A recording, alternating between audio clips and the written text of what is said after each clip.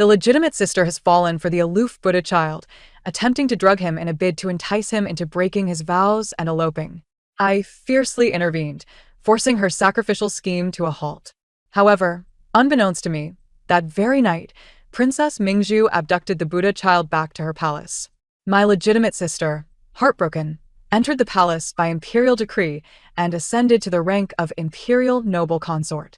Yet, on the day of my birth, she seized my hair, stripped me of my garments, and burned 1,000 incense sticks, subjecting me to a torturous death. With prayer beads in hand, her eyes glistening with tears yet twisted with madness, she declared, "Anyone who dares to disrupt my union with Wuchen shall face eternal damnation." With a single command, a peachwood nail was brutally driven into my brow. Little did I comprehend that my legitimate sister's obsession with the Buddha child was so profound that she would go so far as to torment her own beloved sister to death. Once more, I find myself at the window, transcribing scriptures. I allow my legitimate sister to stealthily infiltrate the Buddha child's chamber. I met a tragic end, my curled body riddled with charred punctures and a long peachwood nail driven cruelly through my brow. My half-sister commanded that my corpse be discarded in a mass grave, left to be devoured by vultures and wild dogs. The day I perished was, ironically, my birthday. My half-sister stealthily brought me into the palace, claiming she had a surprise for me. With eager anticipation, I followed the matron into the palace, only to find myself led through a labyrinthine path into a stark, white morning hall. As I stood there in a daze, several eunuchs suddenly emerged, pinning me to the ground. They tore my garments asunder and forced me down before the ancestral tablet. Nearby, my half-sister, clad in white, held a string of prayer beads, resembling a celestial being descended to earth. Yet in the next moment, her visage transformed into one of rage as she yanked at my hair, her eyes brimming with malice and resentment. I could scarcely fathom that the sister I had relied upon, born of the same womb, would ruthlessly strip me of all my hair. She brushed the strands from her hands, smiling as she watched the eunuchs pierce my flesh with burning incense. Amidst my screams and wails, she knelt reverently on the mat, chanting fervently. I could hardly believe that this was my once kind and beloved sister. Why would she treat me thus? I questioned repeatedly what wrong I had committed to deserve such mercilessness. She delicately twirled the prayer beads, rising to stomp viciously on my neck. In an instant, I was rendered powerless to struggle, my body, punctured and burned, devoid of unscathed flesh. She gazed down at my suffering, laughing maniacally. "It's all your fault, you wretched girl. If it weren't for you meddling, I would have long been united with Wuchen as a celestial couple. Alas, my Wuchen has been sullied by that venomous Mingzhu. You deserve to die." My body trembled in agony, words failing me. The current Empress Dowager, enamored with the divine, frequently summoned renowned monks from across the land to discuss Buddhist teachings. Wuchen was one of the most distinguished among them, not only well-versed in various scriptures, but also strikingly handsome, earning him the moniker of the Cold Buddha among the common folk. Few knew, however, that he had already become a pawn of Princess Mingzhu, having deceived several noble ladies of their purity. My half-sister was among his targets, but I had fought tooth and nail to prevent her from yielding herself to him. Little did I know that she would harbor such a grudge against me for thwarting her pursuit of this heartless monk. Even after becoming the empress favored by all, she would lure me into the palace to torment me to death, callously sacrificing her own sister's life to honor her lost love. The air was thick with the scent of charred flesh and incense ash. Every inch of my bloodied body racked with pain as she forcefully shoved a stick of incense into my mouth. I silently screamed in agony, wishing for death to claim me on the spot. She crouched down, delighting in my misery, and taunted, "Does it hurt? This is merely the beginning. If not for your interference, Wuchen and I would have already flown away together. This is your retribution, ha ha ha." Despair enveloped me as I struggled, my body pinned to the ground, tears blurring my vision. She knelt on the mat, gazing adoringly at the ancestral tablet, while the eunuchs mercilessly pierced my flesh with incense, their actions unrelenting.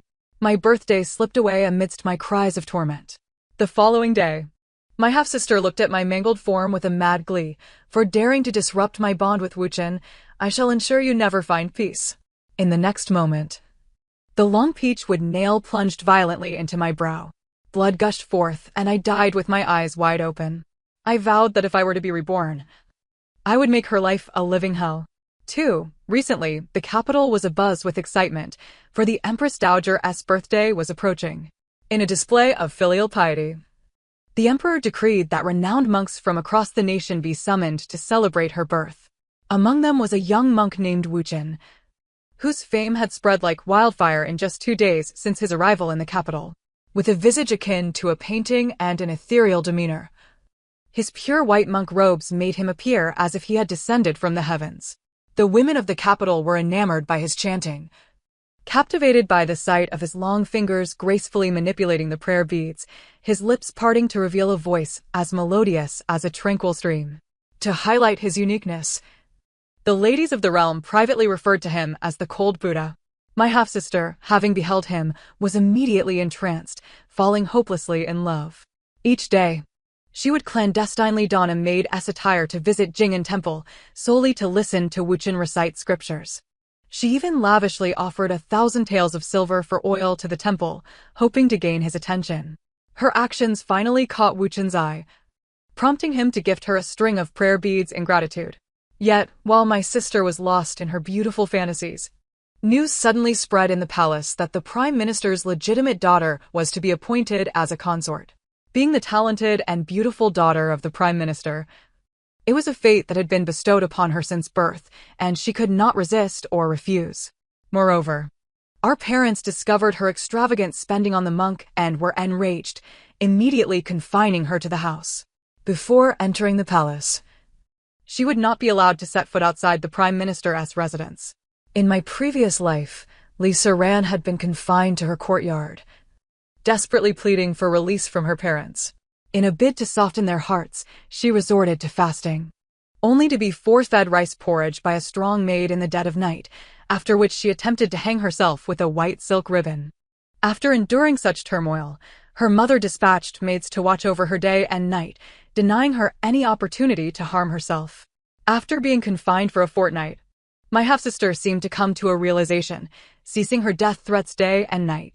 With a heart full of sorrow, she implored our mother to allow her a farewell with Wuchen, promising that she would wholeheartedly prepare to enter the palace as a consort, vowing to harbor no further illicit thoughts. Otherwise, even if she entered the palace, she would find countless ways to end her own life. Our mother, seeing her frail and numbed state, could not help but feel pity and reluctantly agreed to her request. Yet, I unwittingly discovered that she intended to drug the monk, attempting to seduce him with her beauty, hoping to elope together.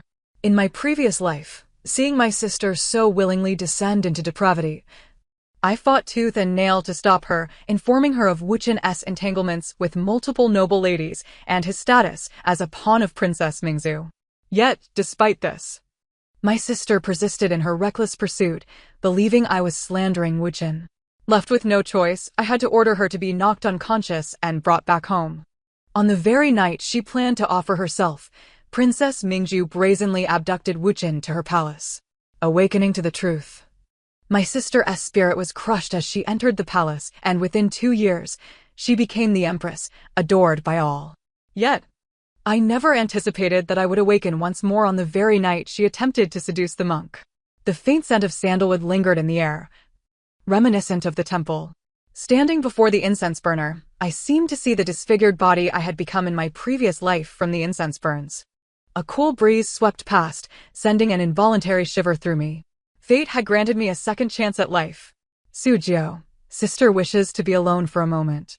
I turned to see my half-sister tightly clutching a small porcelain vial. Oh, very well, just be careful and don't wander too far. I feigned ignorance of her unusual behavior, responding before returning my focus to copying the Buddhist scriptures at the window. The sound of the door closing echoed behind me as I coldly observed my sister, clad in a sheer gauzy dress, bending to stealthily slip into the monk's chamber. An hour later, the tranquil temple was suddenly pierced by a frantic knocking at the door. I set down my brush, rubbed my sore wrists, and allowed a cold smile to curl at the corners of my lips. Finally, it had come. Princess Mingzhu, known for her lustful and tyrannical nature, had a penchant for collecting beautiful men, boasting more male concubines in her residence than her brother, the emperor, had consorts. And this Wuchen had been entangled with Princess Mingzhu in secret for 2 years already.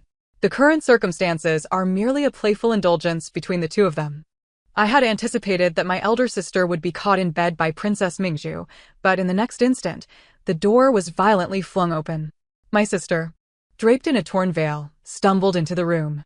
Upon noticing my gaze, she awkwardly wrapped her arms around her shoulders, and in the flickering candlelight, I caught sight of several ambiguous crimson marks upon her skin. I feigned astonishment and exclaimed, "Sister, how is your dress torn?" My sister, panic-stricken, hurriedly approached and covered my mouth, bending down to extinguish the candle on the table. This entire sequence unfolded in the blink of an eye. Yet I still discerned her clean, unblemished wrists. The vermilion seal had vanished. After a few moments, a procession arrived, carrying a palanquin to the meditation room of Wuchen. From the palanquin emerged a strikingly alluring woman, who, as if returning home, casually pushed open the door. Shortly thereafter, Wuchen, her steps unsteady, entered the palanquin, and the group departed in grandiosity. Yet the temple was enveloped in a profound silence, and we, concealed in the room across, could not escape the sounds of laughter emanating from the palanquin. I felt my sister's body tremble delicately, her grip on my arm tightening in a display of evident frustration. Once the procession had vanished, my sister collapsed to the ground, cursing vehemently, "You have ruined my plans, you wretched creature." I sighed in regret and crouched beside her, whispering my lament, how unfortunate for Master Wuchen to be taken away by Princess Mingzhu. My sister's breath momentarily halted. I continued to stoke the flames. "I wonder if Master Wuchen's constitution can endure the princess's whims. It is rumored she delights in torment." "Be silent," my sister snapped, and I feigned shock, hastily quieting down, tugging gently at her sleeve as I murmured, "Sister, what troubles you?" My sister paced back and forth like a caged beast, her murmurs incessant. "No. I must devise a plan. I must rescue Wuchen." I stood in the corner, coldly observing her. Li Sudan's obsession with eloping with Wuchen had reached a near madness. To witness Wuchen being abducted by Princess Mingzhu was akin to a dagger piercing her heart. In my previous life, I had severed the bond between my sister and Wuchen with a firm hand, allowing her to ascend to the lofty position of imperial consort. In this lifetime, I chose to refrain from interference. I was eager to see what extraordinary actions my sister would undertake to reclaim Wuchen. The affair between my sister and the Buddhist disciple was exposed. My mother, upon hearing from a maid of my sister's lost vermilion seal and the several ambiguous marks on her body, was so enraged that she spat blood and fell into a faint. My father, in a fit of fury, commanded that my sister be dragged into the ancestral hall, demanding she recount the entire incident, otherwise she would be expunged from the family tree and beaten to death. This was the first time my sister had witnessed my father's unbridled wrath. She did not dare confess that she had willingly drugged Wuchen and surrendered herself. She crawled to him in tears, clinging to his leg, her voice weak and helpless. "Father, I truly went to bid farewell to Wuchen that day. It was my younger sister who drugged us." I suddenly raised my eyes and indeed saw my father casting a dark glare in my direction. Before I could explain, he strode over and struck me across the face, declaring, "Rebellious daughter, kneel." A flicker of satisfaction crossed Li Sudan's eyes as she continued to weep. My younger sister once said she admired the emperor. Perhaps that is why she plotted against me. "You wish to take the place of Sudan as a consort in the palace?" Li Sudan's insinuation was unmistakable, and my father immediately grasped the underlying scheme. To be honest, I had anticipated my sister's betrayal. My father's reaction also fell within my expectations. Throughout my life, I was the nominal second daughter of the Prime Minister's estate. Yet I had always existed as a mere backdrop to Li Sudan, who received all the affection and attention from our parents. In the academy, while Li Sudan was engrossed in dance practice, she would neglect her assignments, even deceitfully taking mine. My father, upon discovering this, was outraged and struck my hand with a ruler until it was swollen, even knowing that it was my sister who had stolen my work. At the flower banquet, when Li Sudan was pushed into the water during a dispute with other noblewomen, I was punished upon returning home for failing to protect her. The exquisite brocade gifted by the palace would be used to create 2 new outfits for Li Sudan, while I would only receive a handkerchief. I had long sensed a peculiar aversion, if not outright hostility, from my father towards me. Whenever matters concerning me and Li Sudan arose, he would invariably side with her unconditionally. Thus, I covered my face and obediently knelt, murmuring, if sister says so, then so be it. My father, infuriated, kicked me to the ground, declaring his intent to disown such a malicious daughter. Father, please. Li Sudan leaped onto me protectively, feigning deep sorrow. My daughter is now a withered blossom. She cannot return to serve in the palace. You too are a daughter of the Prime Minister's estate. Why not let her enter the palace instead, thus alleviating our immediate crisis and fulfilling her admiration for the emperor? Father, I beg you to spare my younger sister. Do it for the sake of our family's reputation. Li Sudan wept, looking like a drenched pear blossom, her emotions sincere. If I were not the one she had wronged, I might have been deceived by her performance. My father, who cherished Li Sudan above all, was genuinely swayed by her flimsy arguments and began to contemplate the possibility of this arrangement. Ultimately, under Li Sudan's coaxing, he coldly huffed at me and left in a huff. Once the ancestral hall was left with only Li Sudan and me, she embraced me with feigned remorse, her tone thick with apology and sympathy. Younger sister, I am truly sorry, but I had no other choice. Please do not blame me, all right? In my previous life, after being punished, Li Sudan often adopted the guise of an innocent victim to placate me, and I had always believed her words. A slap followed by a sweet promise was her common tactic with me. However, in this life, I was no longer the gullible fool easily swayed by her. But sister, is it worth it? She stiffened momentarily. I tucked a strand of her hair behind her ear, gently holding her hand. I know you are deeply infatuated with Master Wuchen, but he is now the favored consort of Princess Mingzhu. Sister, you and Master Wuchen are fated to be apart. In truth, Li Sudan understood that attempting to rescue Wuchen from the princess's clutches was a fanciful notion, yet she clung to her feelings, yearning to elope with him. Younger sister. She suddenly grasped my hand tightly. Once you enter the palace, strive for favor and assist your sister, will you? I scoffed inwardly, yet feigned difficulty. I am neither as beautiful as you nor as talented. Confined within the harem, gaining power will be an arduous task. Seeing her eyes dim, I shifted my tone, however. However what? I bit my lip. On the day after tomorrow, the Empress Dowager's birthday, Princess Mingzhu will bring Wuchen to attend. It is said that she intends to ask for him as her consort. Li Sudan gritted her teeth, her expression contorted with rage. I shall not allow it. That will be your only opportunity to escape together with Master Wuchen, provided that Master Wuchen is willing to leave this place of turmoil with you. Upon hearing this, her demeanor softened, her eyes glistening with affection. We have already pledged our hearts and souls to each other. He will surely agree. I observed her expression, satisfied, and stated my final objective. Though Princess Mingzhu is licentious and lascivious, she possesses unparalleled beauty. I fear Master Wuchen may succumb to her charms. Why not perform a dance for the Empress Dowager on her birthday? With your beauty and grace, you will undoubtedly captivate the audience. In that moment, Master Wuchen will willingly join you, and you shall become a pair of envious celestial lovers. She was deeply moved by my words, lost in contemplation, her eyes shimmering with excitement and longing. I quietly withdrew from the shrine, and as I turned, a chill instantly enveloped my face.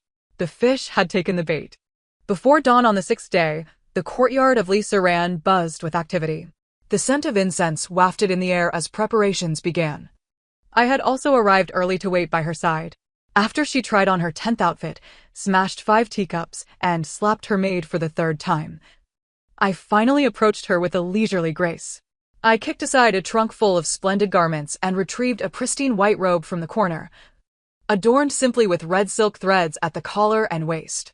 Sister, this will surely look lovely on you, pure and simple, perfectly complementing Master Wuchen's monk robe. Li Sudan cast a doubtful glance at me, but upon hearing my mention of the monk robe, she blushed and hurried behind the screen to change. As it turned out, my taste was quite commendable. When she emerged, the astonished gazes of her maids confirmed her beauty, prompting her to finally sit before the bronze mirror to adorn herself. After this commotion, the sun had fully risen. I took a teacup from her personal maid and presented it to her, playfully remarking, "Celestial sister, untouched by worldly dust. Let us sip some tea before we set off."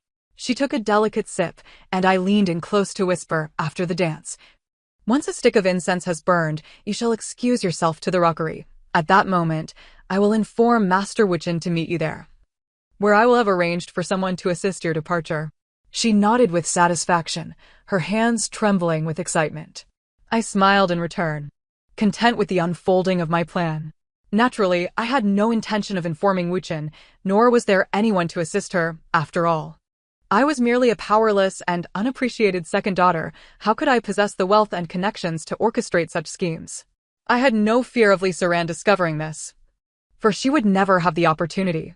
At the banquet, Princess Mingzhu and Wuchen were notably absent.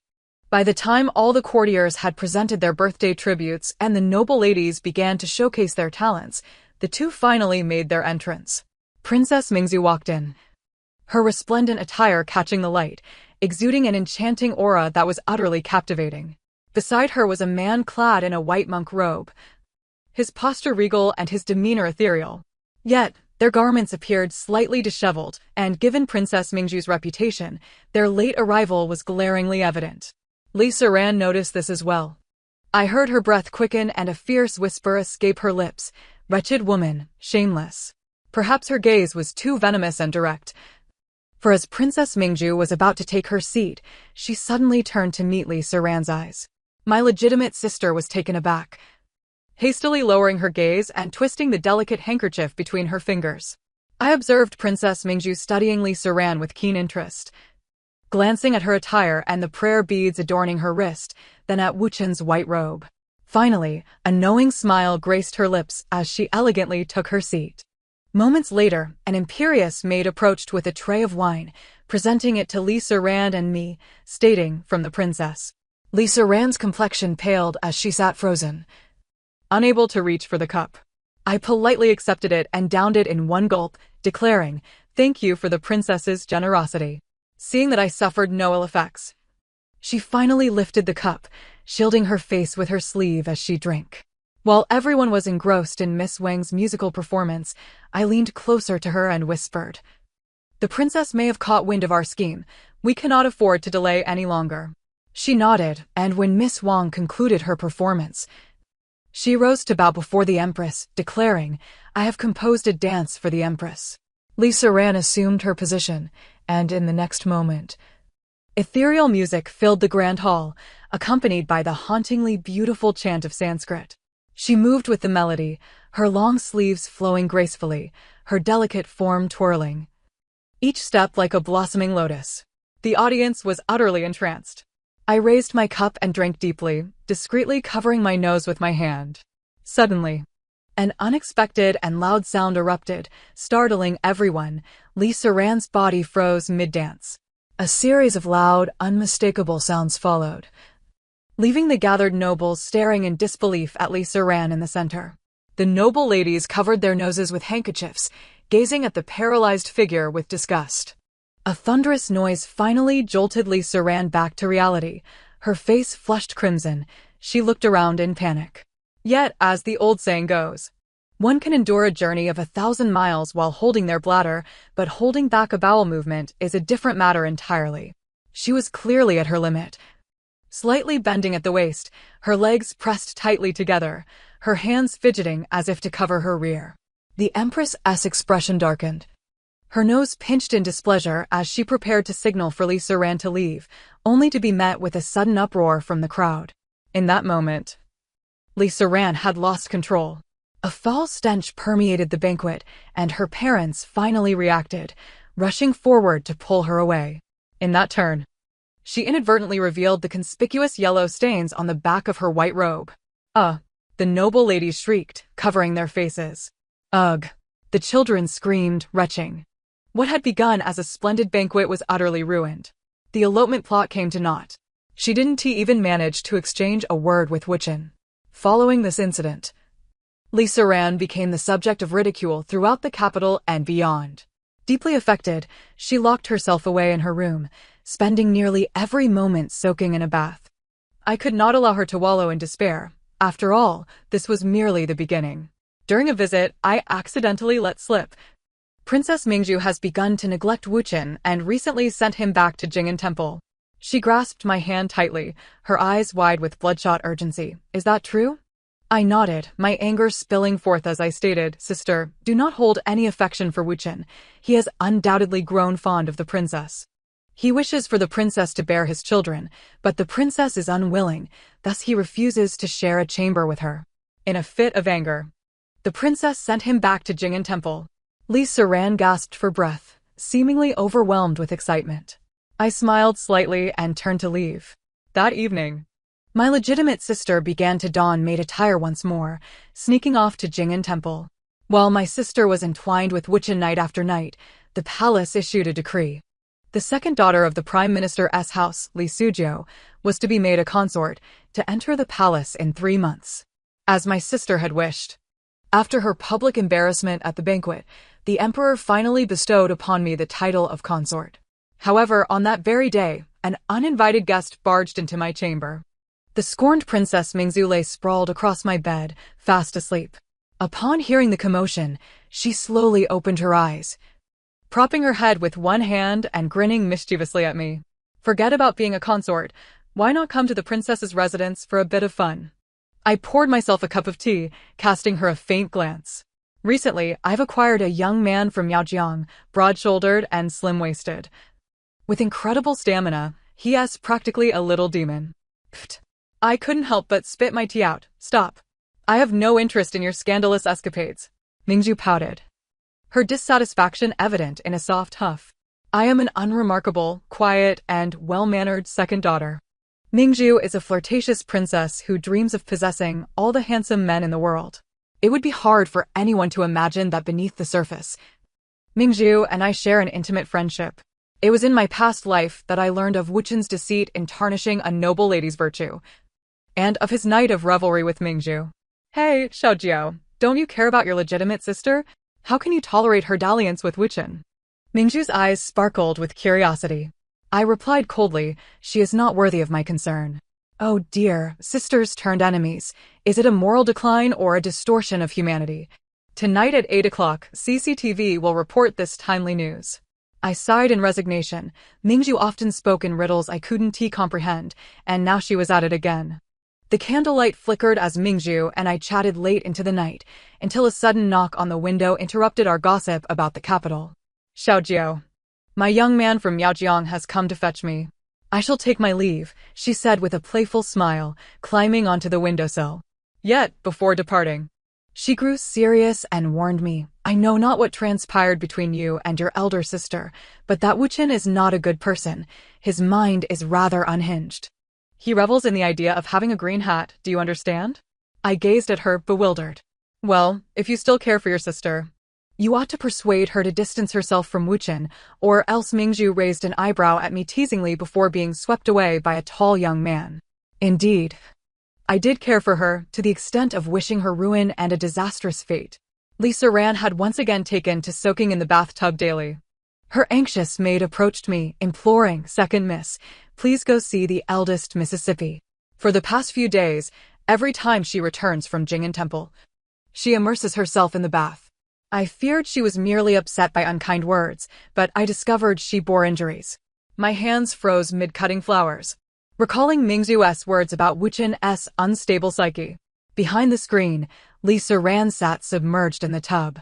After several days, she appeared significantly thinner, her lips pale, and her eyes bloodshot. Just as her maid had said, she bore bruises and cuts on her neck and shoulders. Upon seeing me, she submerged deeper, exposing only her sharp chin, and barked at me, get out. Leave. Her demeanor hinted at something troubling, and I obediently exited the room. Moments later, she emerged, now dressed and composed, stating, Sister, I fell while descending the mountain and sustained some scrapes, hence, my mood is a bit off. I did not mean to snap at you. You won't hold that against me, will you? I shook my head obediently. It's quite all right. I bear no grudge. Seeing my naivety, Li Siran grasped my hand tighter, as though clinging to a lifeline. Wuchen intends to take me away, marrying me as a wife while keeping me as a concubine. We plan to wed in 2 days, just the two of us. Will you be my witness? I looked down, feigning contemplation, unsure. She squeezed my hand with increasing urgency, as if a drowning person grasping at their last straw. Please, sister. I nodded in agreement. Of course, I would not attend the wedding. Although I was a reincarnated individual, lacking in strength and power, I would be mad to leap into such a crude trap. I borrowed a shadow guard from Mingzhu to gather intelligence. As dawn approached, he returned, hesitating before relaying, Wuchen has been kidnapped by a band of rogues. To save his life, Li Siran willingly surrendered herself to them, even in front of Wuchen. I lowered my gaze, realizing why she had been so intent on cleansing herself these past days, and why her body bore so many signs of abuse. How deeply she must have felt for Wuchen. The shadow guard continued. Li Siran pleaded for mercy, promising to offer a pure noblewoman tonight in exchange for Wuchen's life. But since you did not appear, the rogues have grown furious, and she is being subjected to even harsher torment. The teacup in my hand shattered. For I understood that tonight would be a trap. I had not anticipated that my elder sister would be willing to sacrifice me for her beloved. A wave of anguish swept through me. In my past life, she had slaughtered me under the pretext of my meddling in her affair with Wuchen. And what of this life? In her eyes, I was a devoted sister who wholeheartedly supported her, yet she still intended to sacrifice me to save her paramour. The sympathy I felt upon hearing her surrender was instantly extinguished. I whispered a few instructions into the shadow guard's ear, handing him a pouch of gold before he departed. As I gazed out the window, my eyes glimmered with icy determination. Li Siran, this path is one you have chosen for yourself. 2 days later, on a bustling street, a woman lay exposed and battered. Her body was marred with bruises and wounds, her spirit seemingly shattered. She cried out, I am the Prime Minister's legitimate daughter, the imperial concubine. You all be gone. Upon hearing this, my father rushed to Li Siran's quarters only to find a maid impersonating her. Furious upon learning of Li Siran's clandestine meeting with Wuchen, he ordered her to be beaten to death on the spot. Despite his rage, he still took his beloved daughter home, summoning the finest doctors and the rarest medicines. I observed coldly, offering no commentary. On the eve of entering the palace, Li Siran burst into my courtyard in the dead of night, resembling a madwoman. It is you. Isn't it? You have reincarnated too? I leisurely poured myself a cup of tea, smirking as I replied, Sister, what are you talking about? I do not comprehend. She shrieked in despair, you wretched girl. You are the one who has brought me to this state. Why didn't you stop me from meeting Wuchen? I will kill you. I couldn't help but chuckle, observing her contorted face. Your selfishness and indifference never ceased to astonish me. In my previous life, I intervened. And what happened then? Have you forgotten that you burned me alive with incense? That you tormented me for an entire night, only to nail a peach with stake into my brow after I died? This time, as you wished, I shall refrain from meddling in your affairs with Wuchen. Yet, you are still dissatisfied? Upon hearing Wuchen's name, a flicker of madness ignited within her, and she began to screech, Wuchen. He is no human. He orchestrated my ruin. Get away. Don't touch me. Li Siran curled up, clutching her body tightly, her head shaking in denial. You are the one who has wronged me. I am the legitimate daughter. I am the imperial concubine.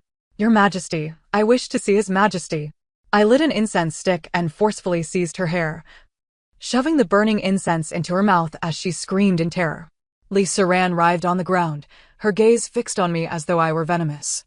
I elegantly clapped my hands, relishing in her disheveled state from above. As she faded into unconsciousness, I chuckled softly, Sister, you must live well. I have a grand gift to bestow upon you. I entered the palace, receiving instruction directly from Mingzhu, and soon garnered the Emperor's exclusive favor. In my leisure time, I occasionally perused the folk art books purchased from outside the palace. For instance, this one. The illustration depicted a woman bound to a wooden frame, her expression one of utter despair and agony, clad only in two thin veils that barely concealed her modesty. Behind her stood a solemn Buddha statue, with a young monk rhythmically striking a wooden fish. Below, the worshippers held incense, greedily gazing at the woman on the frame, whose body was riddled with charred holes. It was both cruel and bizarre. As I continued to gaze, laughter escaped my lips and my feet danced joyfully. The Emperor has arrived. I casually tossed the illustrated book into the brazier, where it still contained a plea for help from my father. Lisa Ranna's disappearance? What concern was that of mine? As the flames consumed the pages, I rose to greet the young emperor. Outside, snow fell in flurries, while laughter and chatter filled the room. My life, truly, had only just begun. The end. Thank you for listening, and I look forward to our next tale.